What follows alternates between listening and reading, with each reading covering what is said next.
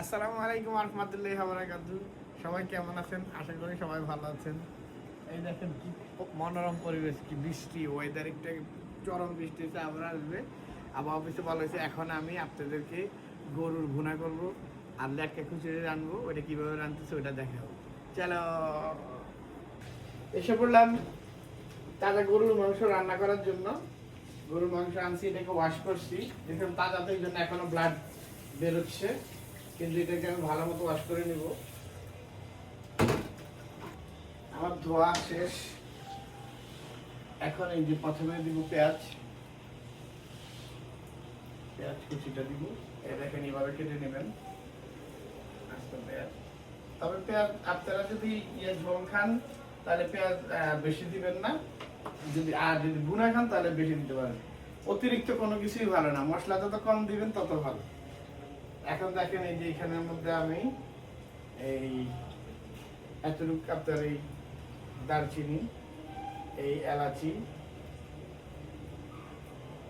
আর লবণ, বাস যত অল্প দিবেন, আমি কিন্তু পুরো দিইনি। এরপরে আমাদের আছে এখানে রসুনটা আমি পুরো দিয়ে দিব, আদাও দিয়ে দিব পুরাটা, জিরাও দিয়ে দিব পুরাটা।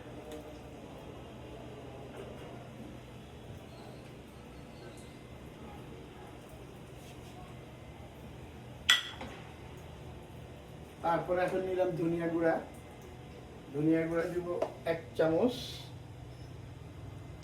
অতিরিক্ত কোনো কিছু দিবেন না, জিরা যেহেতু দিছি জিরা গুঁড়াটা দিব না। ঝাল দিয়ে যতটুকু খাবেন অতটুকু দিবেন পরিমাণ মতো, যেহেতু আমি একটু বেশি খাই একটু বেশি দিব। 1 2 3 4, বাস। একটু ঝাল বেশি না হলে কি ভালো লাগে গরুর মাংস খাই দেবো খিচুড়ি দিয়া, তো করতে হবে। হলুদ আমি 1 চামচ বা 1.5 চামচ দিয়ে দিলাম, বাস। হলুদের অত সাবজেক্ট নেই।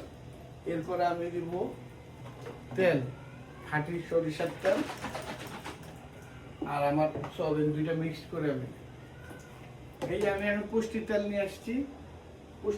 পুষ্টিতে ভরপুর। এই যে দেখেন, তেল বেশি দিব না, যেহেতু গরুর মাংস বেশি তেল লাগে না। এখানে আমি অল্প একটু দিলাম আর অল্প একটু দিব সরিষার, অবশ্যই রাঁধুনি। এটার ফ্লেভার টেস্ট টোটালি চেঞ্জ হয়ে যাবে। এরপরে দিতে হবে বিসমিল্লাহ করে, হাত ধোয়া। এরপরে বিসমিল্লাহ করে মাখা দিতে হবে।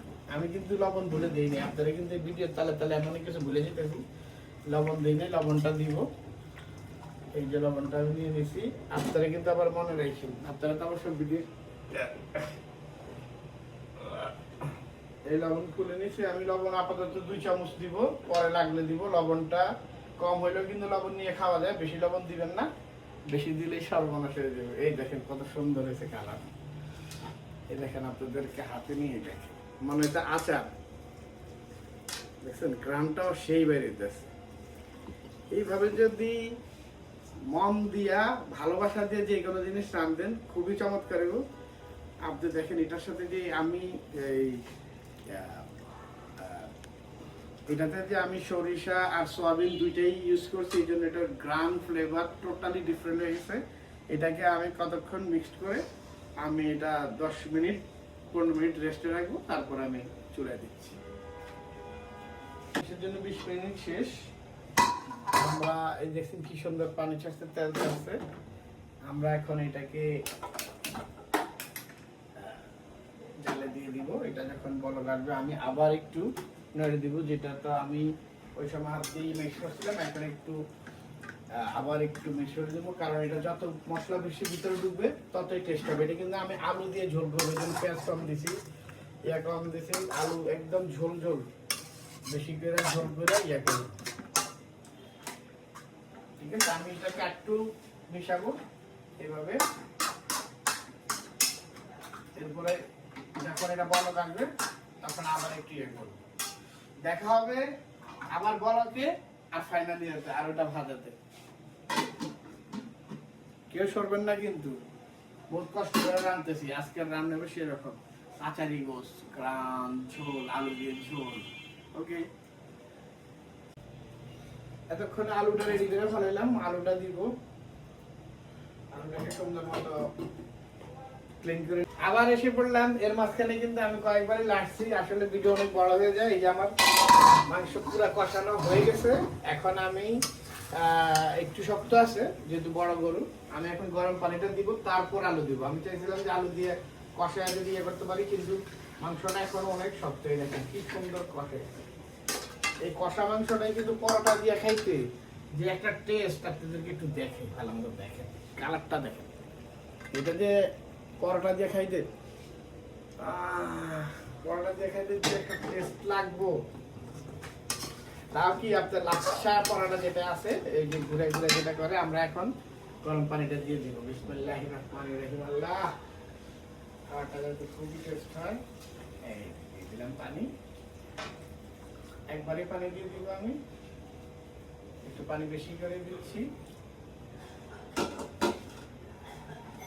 আমার আবার ঝোল আলাদা ভাল লাগে, যেমন এটার মধ্যে আমি কতক্ষণ পর এটা কষে দিলে পানিটা একটু টানবে, টানলে তখন আমি এই আলুটা বলক আসলে একটু যখন আমার ইয়েটা সিদ্ধ হবে তখন আমি আলু দিয়ে দিই। তাহলে আর একটু বাকি আছে, তারপর আবার দেখা যাবে।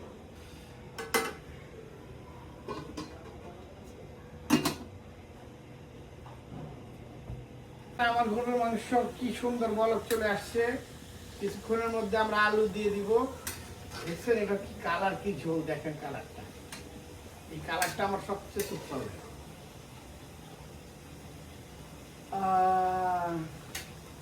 আমরা কিছুক্ষণের মধ্যে আলু দিয়ে দিব। এসে পড়লাম এখন আলু দেওয়ার পালা। অনেকক্ষণ হয়েছে, দেখেন কি সুন্দর পানিও নেমে গেছে। যতগুলো পানি দিয়েছিলাম আপনারা প্রথমত ভয় পেয়েছিলেন কতটা পানি হয়ে যায়। বিসমিল্লাহির রহমানির রহিম। এখন আলুটা পারফেক্ট ইয়ে হবে। ওই সময় যদি দিতাম আলুটা বেশি সিদ্ধ হয়ে যেত, তাহলে মজা হইতো না। এখন ঝোল আলু বেশি পাতলা হবে না, বেশি মোটা হবে না, খুবই সুন্দরভাবে হবে। এখন সবকিছু খাইতে খুবই টেস্টি হবে। খালি এখন আমরা খাওয়ার জন্য অপেক্ষা করব। আমি আবার একটু টেস্ট করবো হালকা একটু, আমার লবণ হয়েছে কিনা। যদি লবণ না হয় তাহলে একটু লবণ দিব।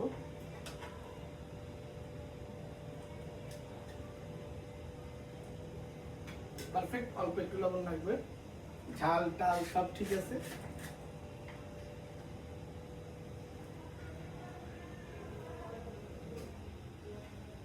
লবণ কম হইলেও কিন্তু পরবর্তীতে নিয়ে খাওয়া যায়।